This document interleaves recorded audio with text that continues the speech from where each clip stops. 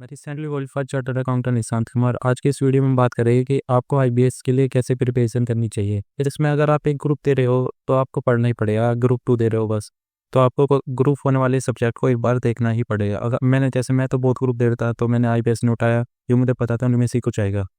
और बात करें कौन सा मटेरियल वहाँ ले जाना चाहिए, तो उसके लिए ना आपको अभी से तैयारी कर लेनी चाहिए। जैसे जो भी आपका मटेरियल आईसीआई मटेरियल ले जाना चाहिए, नहीं तो कोस्टिंग लोगे तो आपको आईसीआई वाले ले जाओगे, नहीं तो बाकी का जैसे आप जिस भी टीचर का पढ़ रहे हो ना बस उनका ले जाओ, उनका इंडेक्स ले लेना। सर सभी के मिल लेते, बस मुझे तो टाइम की कमी लग रही थी कि मेरे पास टाइम नहीं था। मैंने मतलब 4 घंटे, तो 4 घंटे में मेरे 3.5 क्वेश्चन ही हुए, तो जो बिल्कुल सही हुए थे। बाकी का मैंने जल्दी में बस उल्टा सीधा लिख के आ गया था, और एमसीक्यू मेरे नहीं हो पाए थे।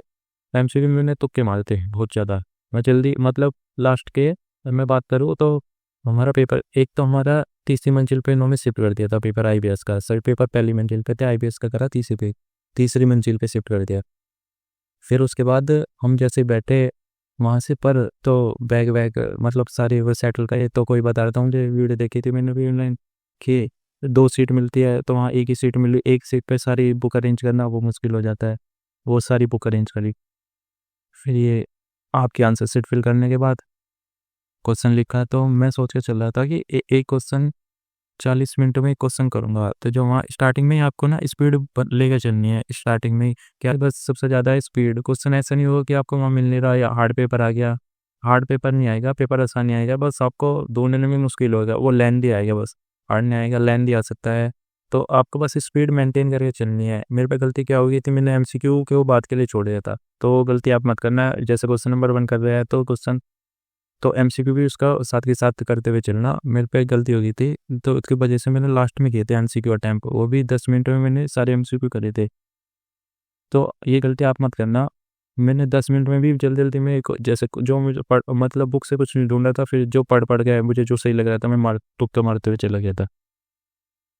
और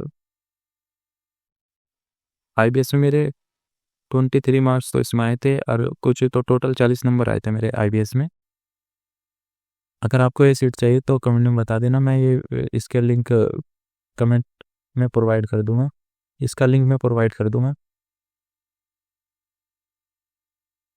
आप कह रहे थे कि कौन सा मटेरियल ले जाना चाहिए, नहीं आईसीआई वाला, तो भाई मैं बताऊँ तो आपको मटेरियल वही ले जाना चाहिए जिससे आप स्टडी कर रहे हो।